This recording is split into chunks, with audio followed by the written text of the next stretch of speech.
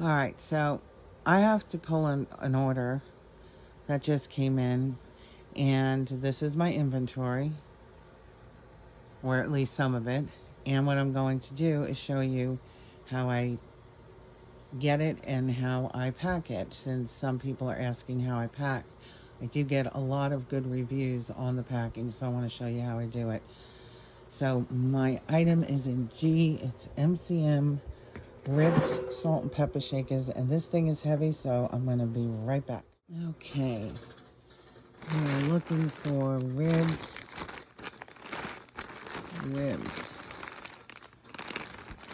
Let's see.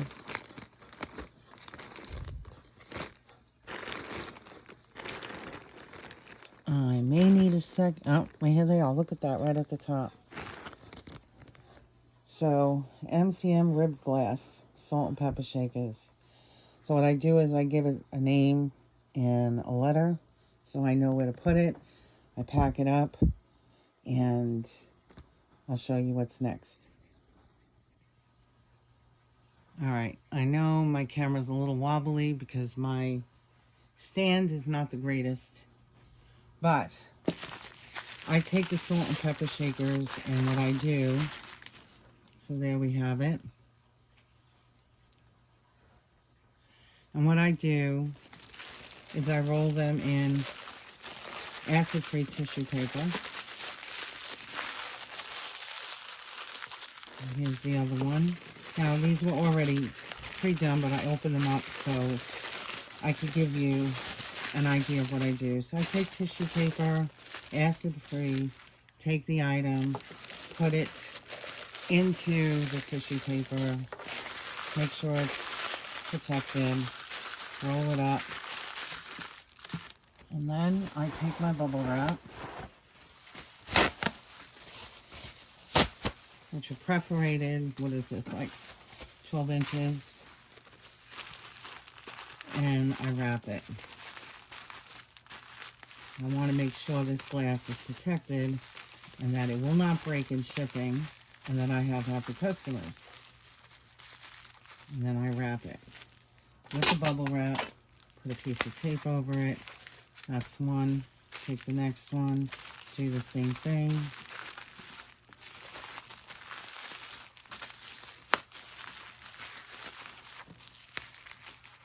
And then it's completely protected all the way around. I hope I'm getting this on the camera. I can't see it from this end.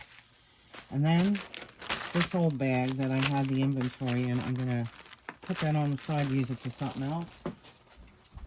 And then take another bag. We'll take another bag that's a little bit bigger. I ran out of my smaller ones. Okay, and I will put it in the bag.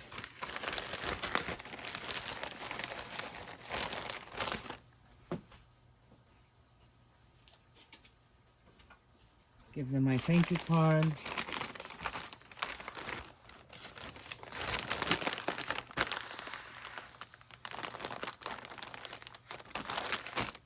And that's how that goes.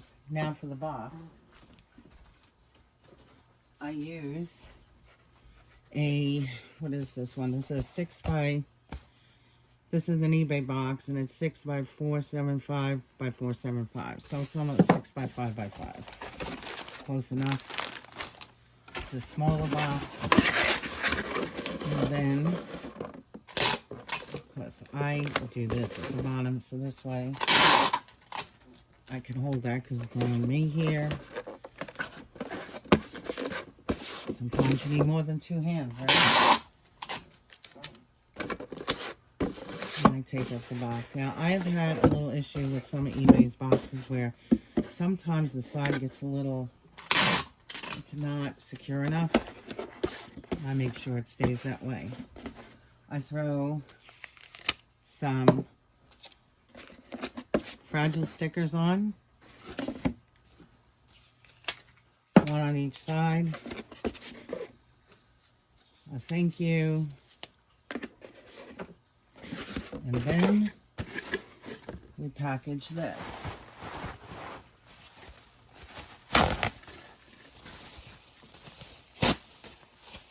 bubble wrap. And the reason why I use bubble wrap is it's inexpensive for the most part.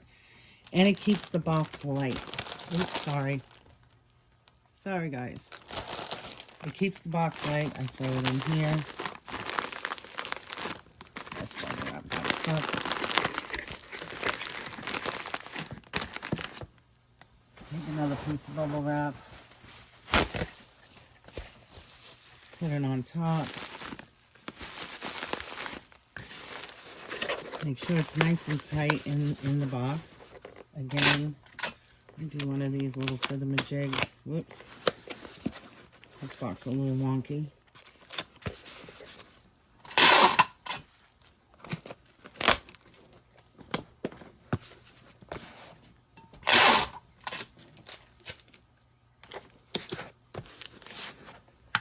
Then I take my scale. I don't know if you can see that. Yes, you can. And I weigh it. 10 ounces. Sometimes I'll do it a second time in a different direction. 10 ounces. I will mark it 10 ounces. And then print out the labels. With multiple shipments, I usually put the name of the item that's in it, or I will put the, purchase, well, I'll put the name of what's in it most of the time. I play around with it most of the time, though. That's what I do. And there you have it. You can't hear it. There's no shaking in the box. And, I guess if you dropped it from the moon down to earth, it probably wouldn't break anyway. Just kidding, but you get my point. Make sure that your stuff is not rocking in the box when you do sell items. You want to make sure your customer gets everything in one piece. And these are glass, so I want to make sure they're well packaged. And I do that with every item. Even my plastic items, I don't skimp on that either. And the reason I don't is because plastic can break too. You don't know in transport how they're being handled, so you want to make sure no matter how they're handled, they're well secure and packaged. Okay? Until the next time, bye for now.